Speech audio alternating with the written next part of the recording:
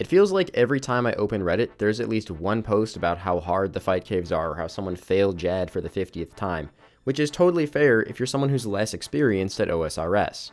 Today though, I'm going to show you guys how to consistently AFK your way to get to Jad, and even how to practice Jad with zero risk and not even spend time on the waves getting there. Let's start with that 0 time Jad practice. Now this is for all the newbies who don't have their first fire cape yet and are scared they're going to mess up once they get to Jad, which, let's be real, happens to all of us. First off, you need to find a quest speedrunning world and log in. Now you can set up your F keys however you want. If you don't use them, I'd recommend learning how to use them here.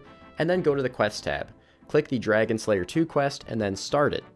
Now go to your grouping tab, click the Czar fight pits and then teleport. Head to the bank, grab out the range gear, equip it, and from here you can just run straight to this minigame icon in the southeast.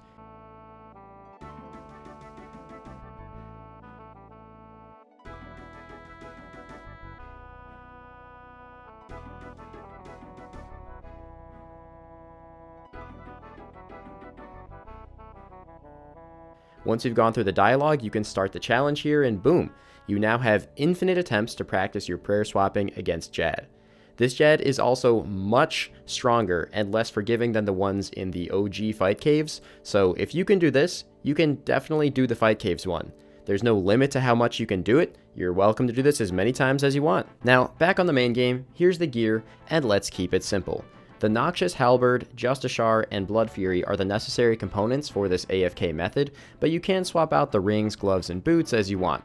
I've personally found that this setup works the best, and I've AFK'd quite a few capes on this account. Just remember that the goal is to live and be able to AFK through the waves, not to nuke through them quickly. So generally, defense and prayer bonus are much more important than strength. The inventory is also pretty simple. 3 super combats, you can use divines if you want here, but I personally didn't see much of a difference. 2 prayer restorations, a few brews for emergencies or for Jad if you're one of the newer players here, and a bunch of restore potions. Now, at the bottom of my inventory, you'll see a ranged gear swap for Jad. Now, if you're going for your first cape, this is really helpful to have, and you will have the inventory to do it, but it's definitely not needed. The halberd is more than fine. Ranging Jad is definitely just easier and more relaxing if you're a newer player. Now, before you enter the cave for the AFK method, you need to run through this checklist. Step 1, make sure your run is turned off. This is very important for later in the cave. 2, make sure your auto retaliate is turned on. Also very important if you're trying to AFK things. And lastly, not as important, but a personal preference, go to the RuneLite plugins and turn on the idle notifier plugin. You can set up a prayer and HP notifier that'll tell you when your prayer or HP get below certain thresholds. This is really helpful for AFK stuff, especially for something where you're probably not going to be looking at it too much until you get to the higher waves. Now here's the best part. Turn on Pray Mage and just AFK your way to victory. There are really only a few situations where you have to actually click. Some of them are pretty obvious, but let's run through them really quickly.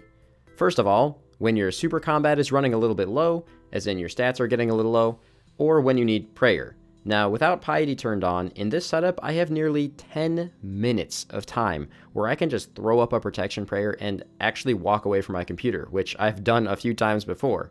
That being said, on any waves with Medjcots, that's the 180 meleeers, I would strongly recommend having piety turned on for the defense and to be able to nuke through the NPCs a little bit faster so they're not just bodying you. But even with that, I still have over 3 minutes before my prayer runs out, which is a pretty good amount of time to AFK, to be honest. Now, if you are using piety, you're going to be clicking a little bit more, but the cave will also be safer and faster, and you'll never really have to worry about your HP running too low or needing brews, which can happen, and that's why we set up the idle notifier plugin earlier. If you're a lower level, probably worth it to have some kind of notifier for when your HP gets below a certain threshold. That way you can just look over, click your brew, and go back to AFKing. The other obvious situation where you're going to be clicking is Jad. Now, you can actually AFK this. I have done it before, though I wouldn't recommend it. Success rate is very low. It's not really worth it when you could just spend 30 seconds clicking to successfully get through the cave and then move on and do another one if you're pet hunting or whatever. The other 2 situations are pretty niche. One of them is sometimes you can just actually get stuck. If you have a spawn that paths you very far away from something, and then the next thing spawns, sometimes it's just out of line of sight of you, and you're just going to stand there for a while. Eventually, you'll probably look over and see this, but it doesn't happen often at all. And the last situation where you might want to click, though it's definitely not necessary, is if a major spawns within your melee range. Now, they will melee you, and even though it's not guaranteed to kill you, they are fairly accurate and will definitely chunk you down a little bit. Now, to answer a few of the questions in the comments that I know I'm going to get, and I'm probably still going to get anyway despite doing this, why are you walking the whole time? This is because the halberd is a 2-tile range, so when you're walking up to retaliate against an NPC that's hitting you from a distance, you will never be in melee distance. However, if you're running, this isn't always the case, and it ends up making the cave much less likely to succeed. Speaking of success, what is the success rate? Now, I've done this a handful of times, and with this setup, while camping Piety, I think I've only failed like 1 out of my last 10 to 15 runs. Without Piety, it's a little bit higher of a failure rate, but still not terrible. What about Jad? Any tips for Jad? Now, I would recommend practicing in the speedrun worlds like I mentioned earlier, but the only tips are pretty simple.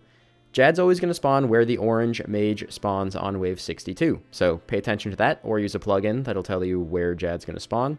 When he slams the ground, pray range. When he rears back, pray mage. If this is your first cape, I would recommend tagging the healers one at a time and killing them, but just make sure you're doing it right after Jad attacks so you don't fumble your prayers. And honestly, that's it. My runs were averaging about 50 minutes, and this is a great way to just farm out the Jad pet or consistently get to Jad for your first cape. It's definitely a lot more consistent and cheaper than some of the methods I tried out about 3 years ago. You can go watch those videos if you want, but they're pretty outdated now. Make sure you guys drop a like and subscribe. Peace out.